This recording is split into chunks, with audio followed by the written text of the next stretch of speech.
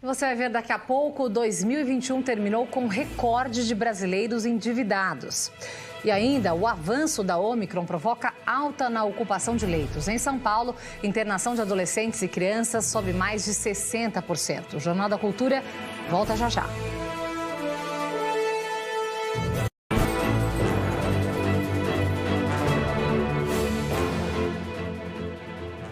O ano de 2021 terminou com recorde de lares com dívidas. Praticamente 8 a cada 10 tinham algum tipo de financiamento ou empréstimo. O mais grave é que famílias de baixa renda estão usando cartão de crédito para comprar itens básicos como alimentos. É fácil encontrar nas ruas alguém que tenha tomado dinheiro emprestado na pandemia. Uma pessoa que ganha 1.600, entendeu? Como que ela vai conseguir colocar 2,5 pau dentro de casa? Não existe, não tem como. Nunca na história da pesquisa da Confederação Nacional do Comércio, a CNC, a proporção de brasileiros endividados foi tão grande. Em dezembro, quase 80% das famílias tinham alguma pendência no cartão de crédito, cheque especial, consignado ou outras modalidades, como empréstimos. Um recorde. A coordenadora da pesquisa explica que a inflação foi a maior responsável, principalmente no caso das famílias de menor renda. Por exemplo, as despesas com habitação, no caso, tarifa de energia elétrica, as despesas com transporte, no caso, o preço dos combustíveis, as despesas com os alimentos e as despesas com medicamentos são as 4 principais classes, né, de despesa ou de gasto das famílias de renda média e baixa. E foram itens que sofreram com aumento de preços acima dos índices oficiais de inflação. Os dados da CNC mostram que, apesar das dificuldades financeiras em plena pandemia, os consumidores conseguiram pagar os compromissos financeiros. A proporção de famílias inadimplentes teve uma ligeira queda de 2020 para 2021. Na foto de 2021, a inadimplência ficou bem controlada, mas pode sim acirrar nesse ano de 2022.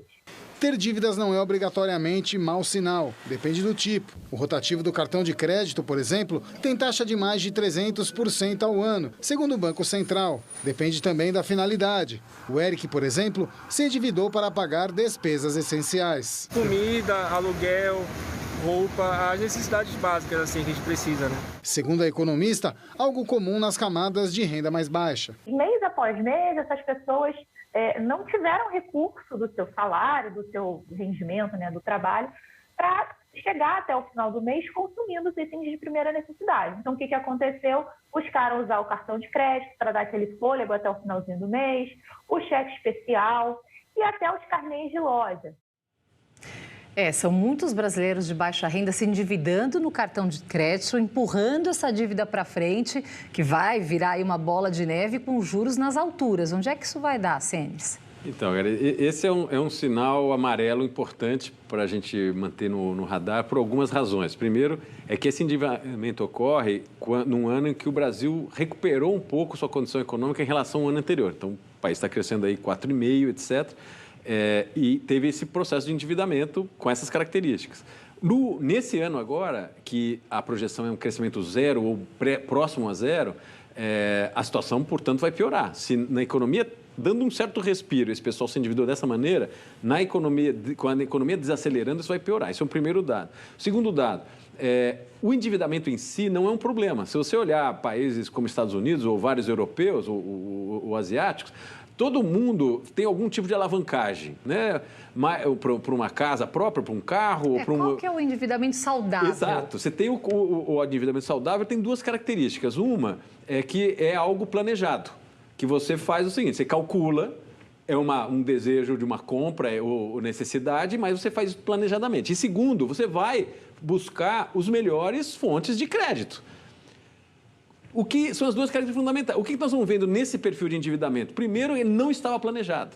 É o endividamento para você fechar a conta do mês. É aquele o emergencial. 2, quando você faz isso, a qualidade do crédito é muito ruim. Porque aí você não tem tempo de procurar, barganhar e etc. Você vai no que tem. Então, aí você pega esses créditos, que são os créditos de emergência e que, nesse caso, está sendo usado para fechar a conta com uma taxa de juros gigantesca. Então, você vai na rotativa do crédito, do cartão de crédito, você vai no cheque especial, que são os piores créditos possíveis. Você só usa isso realmente na emergência absoluta.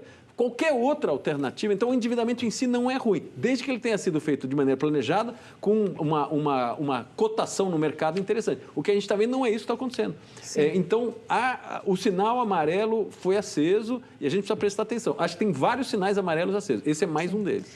Agora, Sene, segundo cálculos da CNC, as dívidas sugam 25% do Auxílio Brasil. Quanto isso frustra o impulso para a economia daqui para frente?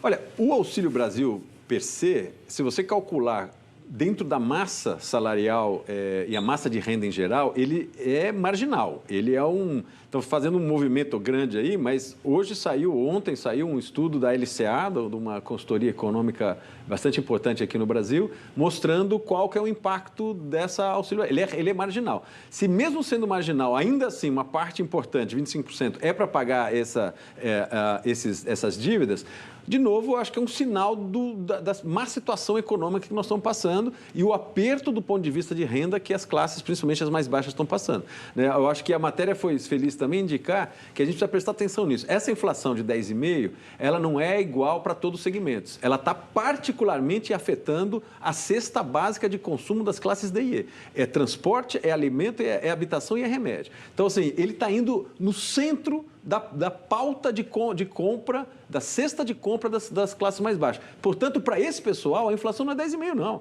A inflação está em 20 e poucos por cento. Então, é isso que explica todos esses sinais muito preocupantes que num país, num ano onde a economia está dando sinais, e as projeções são essas, que vai crescer muito pouco. Então, inflação alta, juros altos, endividamento alto e um país não crescendo, nós estamos armando aí, uns economistas estão falando aí da tempestade perfeita, né, no sentido negativo. Sim. Oxalá não seja isso, mas vários sinais estão se acumulando nesse sentido.